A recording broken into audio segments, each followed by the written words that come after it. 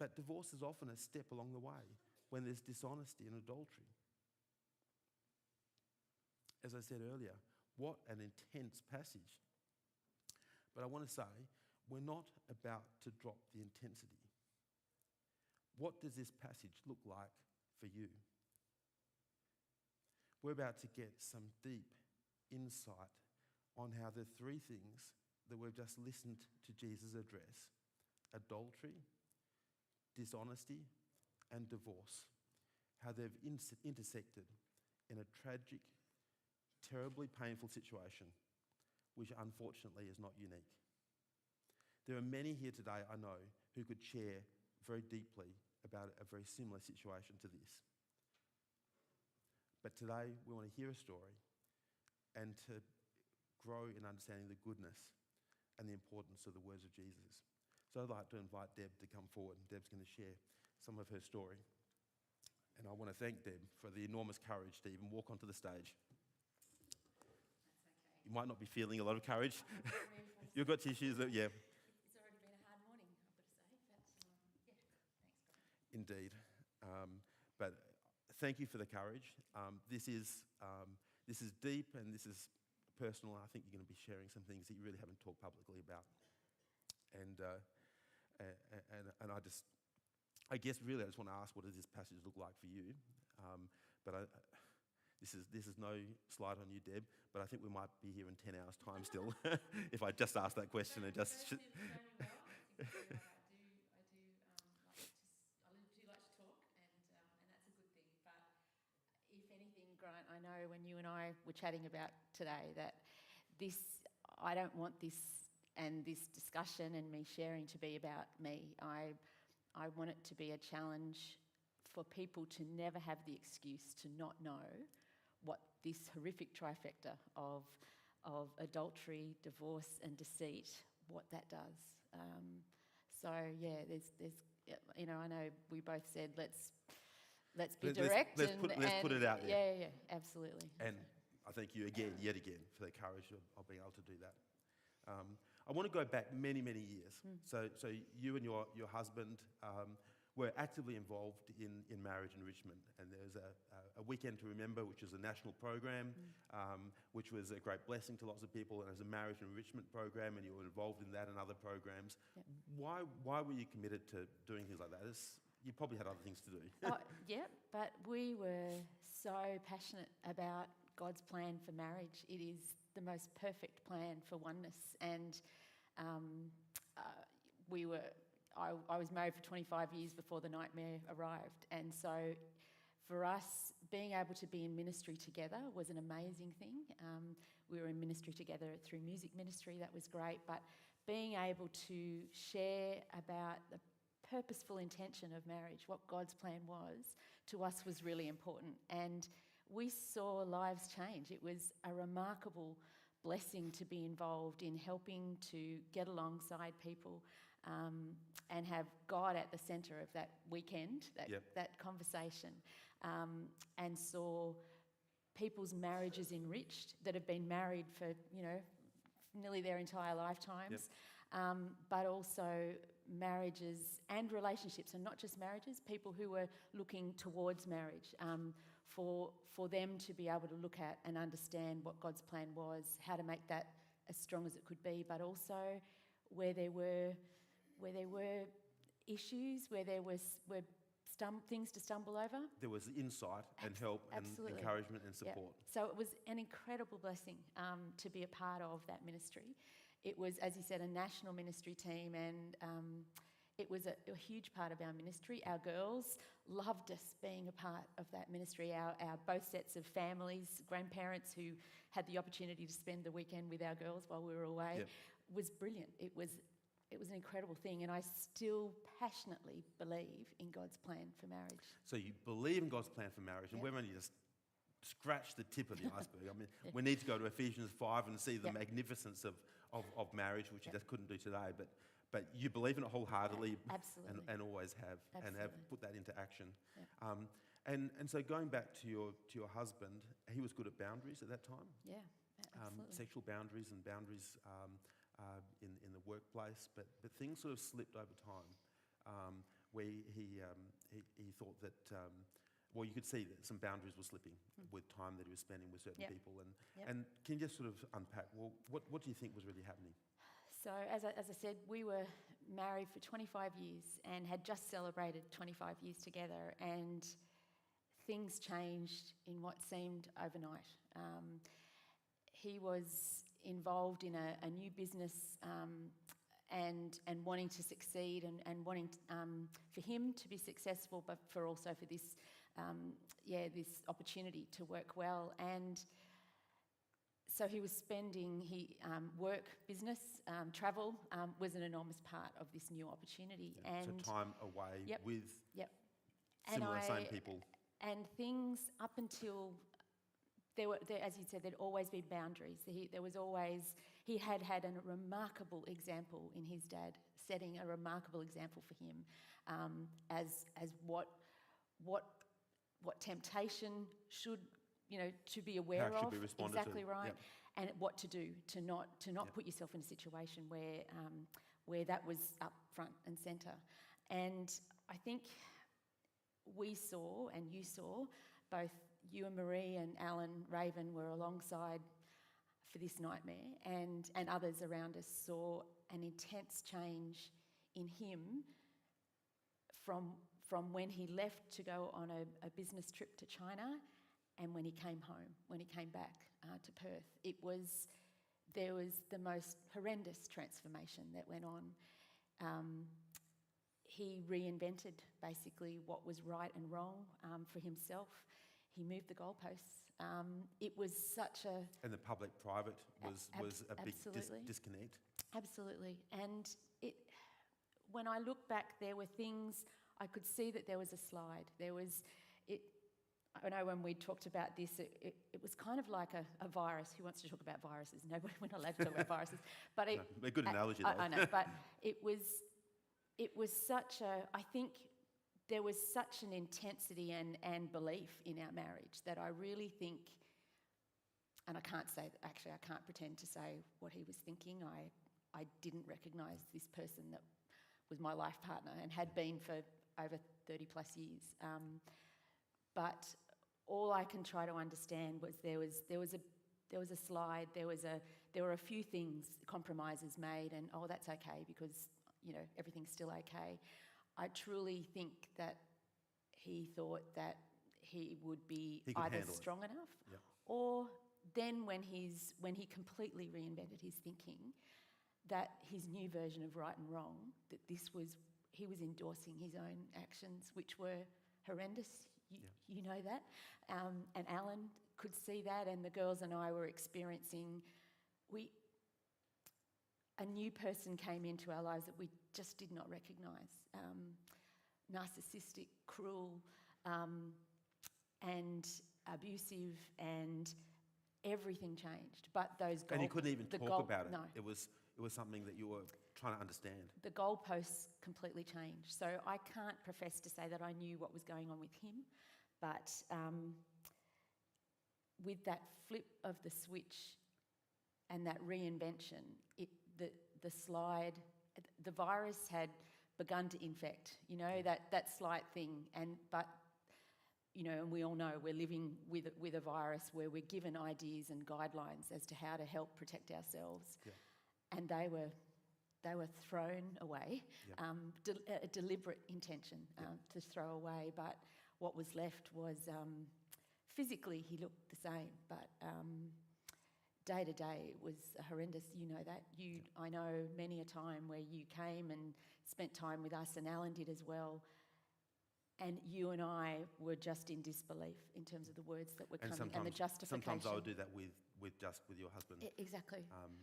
So and it struck me as well that just to sort of mention that there were different people played different roles. So I know that your husband's dad played an enormous, significant role, and I know that some people played a very, very direct role and read the right act. And some people were very warm and encouraging, but also calling out the wrong. And look, I am so thankful for all of those people. The pain that I know you and Alan and friends here and who are watching online, they put themselves in a situation to step out and confront and call him to account. And weirdly, he did that when we were back over east with friends alongside, when we were so heavily involved in a marriage ministry. He did that. He went and spent time with other people in times of to trouble. get alongside, to challenge, to say, let's work out a way to bring back restoration and unity to your marriage. And so there was such a cruelness about it. It was, but you're right, men got alongside him when it was a really hard thing to do. They deliberately chose to potentially compromise a relationship, a friendship, lifelong friends. There was a lifelong friend, and a minister, and just he knew him. They knew each other inside out, but the switch had already been flipped. So there was no intention. Restoration takes two people, and there was only one person that was willing to even recognise what was happening. What we saw was this person who truly thought he was above and beyond, and so when those people, amazing people, got alongside him and called him to account, he literally thought that it was just a hideous thing. And so this is the truth and honesty part being completely distorted. There's also adultery, which came to understand more and more about. I want to ask you a question. How did you survive this? Well, I know we've talked. It was 6 years of a living hell. It was a nightmare that I didn't ever expect to be in this situation ever. There was a shock, and the girls and I we had no idea that this was, that it was coming, but there was such a struggle with me in thinking, hang on a minute, this I need to do everything I can, and thankfully you and Alan continued to encourage me and endorse the fact that I did everything that I could possibly think of to try to resurrect there was a enormous relationship and say, grace. yeah. But it was the 5 years were an interesting. It changed, obviously, things changed, but it changed me. I'm no longer that person that I was 6 years ago, and that's somewhat unsettling to some degree. But I know God has been purposeful in that. So whereas, I'd just be energised by being with people, just adore being with people and amongst people, and would seek people out. I loved doing that. Now that's quite an intimidating thing for me. I often feel alone. And you just happen to be talking here we in are. front of a whole lot of people about the most intimate parts of your life. God is intentional and God is purposeful, but I often feel alone in a room full of people, and that is something I never ever thought. Yep. It was never part of it wasn't who you were. Who I was. Yep. But God was purposeful in that. So there's been that change. There's also been, I suppose there was change for me and my family, that just the dynamic of two beautiful families. Yep. So this is part of the ripples that sort of, or the waves. Well, so I know we've talked about the ripple effect, and people, it's this beautiful pond, and you drop the stone in, and there's this beautiful ripple. This was a tsunami. This was the ripple effect. The ripple effect does not apply to adultery, divorce, and deceit. It just doesn't. It is an ongoing, and for me, it wasn't just over and done with, person left, filed for divorce, over in 12 months. This nightmare existed for 6 years. Just a horrendous time. And exists. Yeah, it's still. But the other thing is that didn't just affect me and the girls, it affected so many people because of that tsunami ripple effect.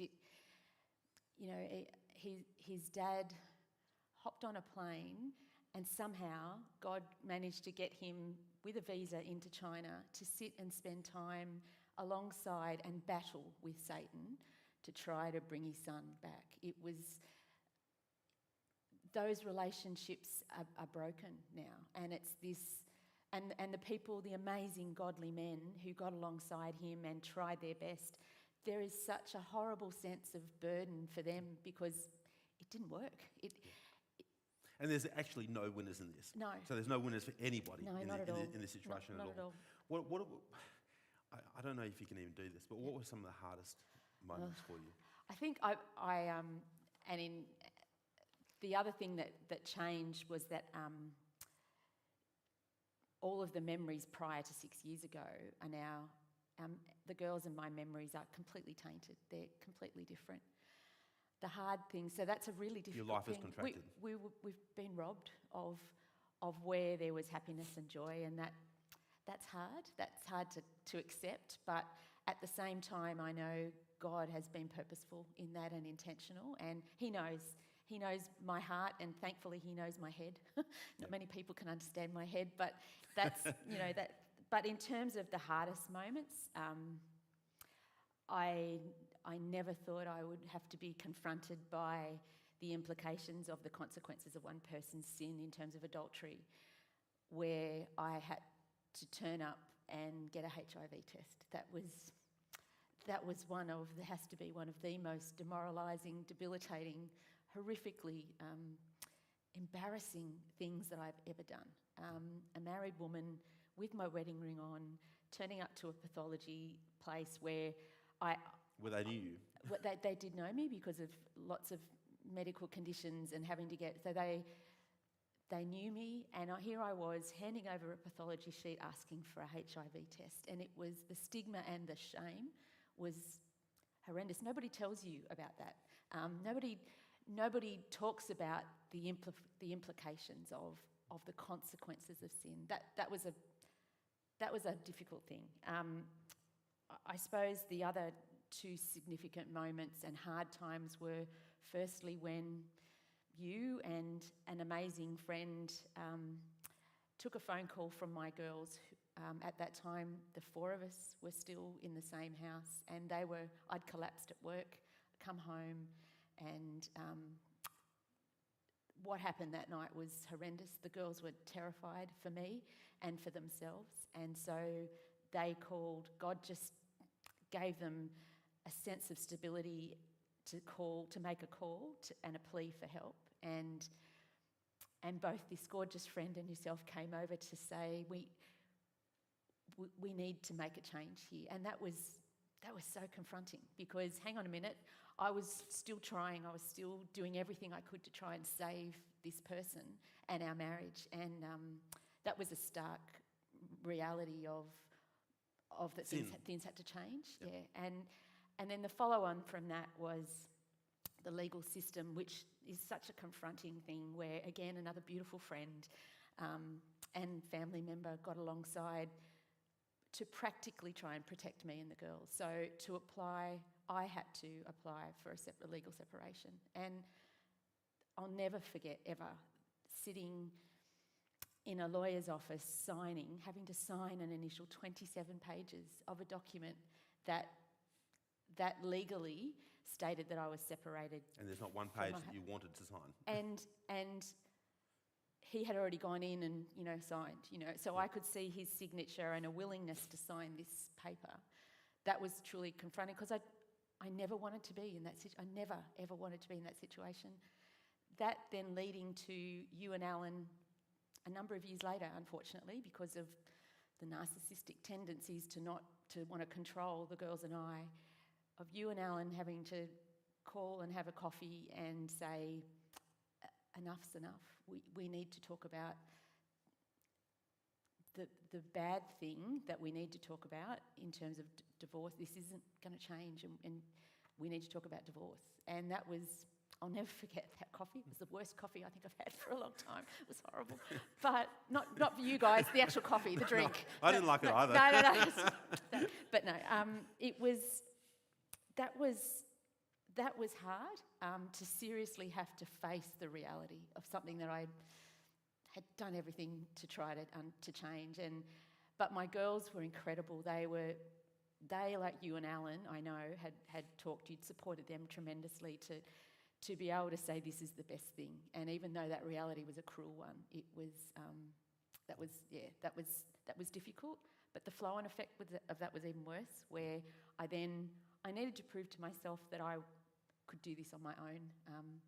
After a commitment to be together with someone to share everything, vulnerabilities, everything, to then have to face on my own to turn up to a Justice of the Peace to sign a document when the Justice of the Peace, you know, and I'd prayed for him after I'd kind of moved on, was joyful for me on my behalf that I was signing a document, filing for a divorce document, and said, oh, so when's the party? When are you going to go and celebrate? And it was... That's the wisdom of the world. You know, not understanding what God is, the and special I thing that truly God's didn't. created. I truly, and I get that. You know, there are movies and books and all manner of different things about that. And for some people, that's their situation, and you know that's absolutely okay. That's their story. Mm. But for me, there was such a cruelty about that. I was struggling to even hold the pen. And then when the papers were filed and confirmed, to read in a document to say that your marriage has been terminated, they're the words. This relationship has been terminated.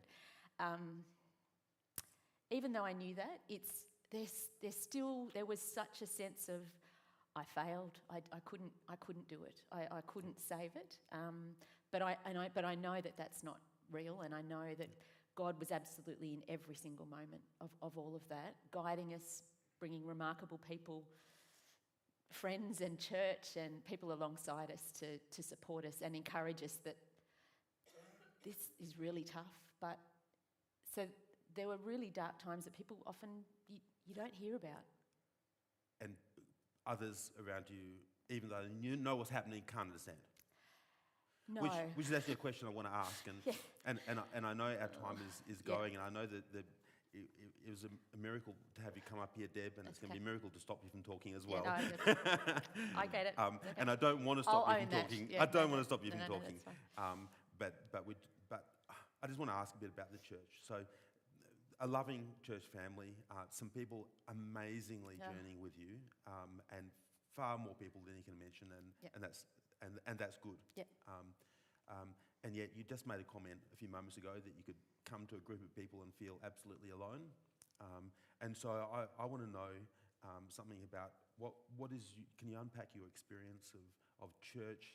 How should we relate to you, or should have related in the heat of this and in the thick of this? Yep. Give me some insight, give us some insight. Firstly, I have to say, because there's lots to say about the question that you've asked, but I have to say that the girls and I would not have, I can't imagine where we would have been, and we wouldn't be how we are without an incredible group, family, and a beautiful group of very, very close friends who just loved us regardless, but a church family who just got alongside. There was a wall, there was a fortress around us when we came. We intentionally had decided, the three of us, that church was non-negotiable. We needed to continue to attend. We had to keep coming because this is where God wanted us to be, but also Satan was just running riot, and so we needed. But that was hard. God is not the answer. Exactly, there was such a sense of church doesn't do this kind of thing well, you know, in terms of, and to some degree it shouldn't, you know, it shouldn't become something that we're brilliant at, but this fortress of people who sat beside us, who literally, physically were alongside us, holding us up, and when well-meaning people came and wanted to ask questions, but it was just not a good day, they stepped in, they protected us, they helped us practically. A church family who gave, and we still don't know the who. We know some, but we don't know all of the who of people who financially, our world was just a mess. And it was just me trying to figure out what one person does. But that was incredible, but practically as well, just the way that our church family got alongside. So you've spoken about some good things, and the difficult stuff. And there is some difficult stuff as well, isn't there? There was. That when you come into groups, you sort of, some people don't know what to say. No. So they see you coming. Yep.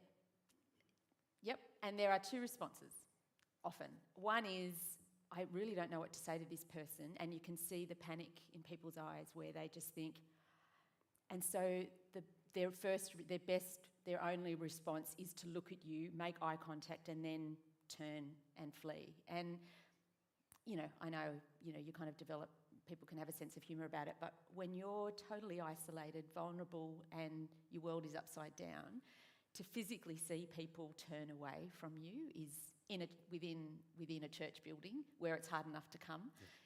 That was really hard. So if I can encourage people, not just relating to my situation, but any situation, it's hard.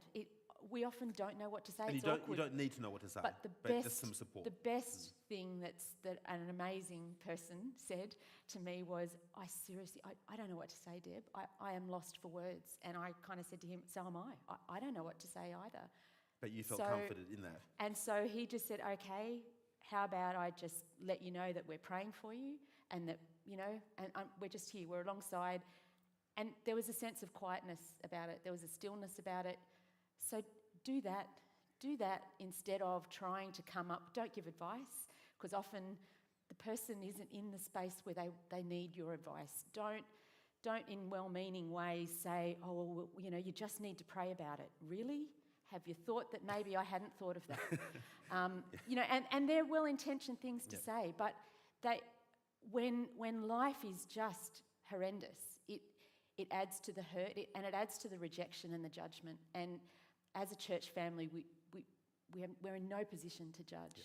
And you said rejection and judgment, and so you felt judged. Absolutely. You felt like you had failed. I and did. even if people weren't even thinking that, that's what you felt, and we need to know that. There were people who absolutely came up and I'm really not sure of what the intention was, but had said, God hates divorce, you need to try harder, and this is bad.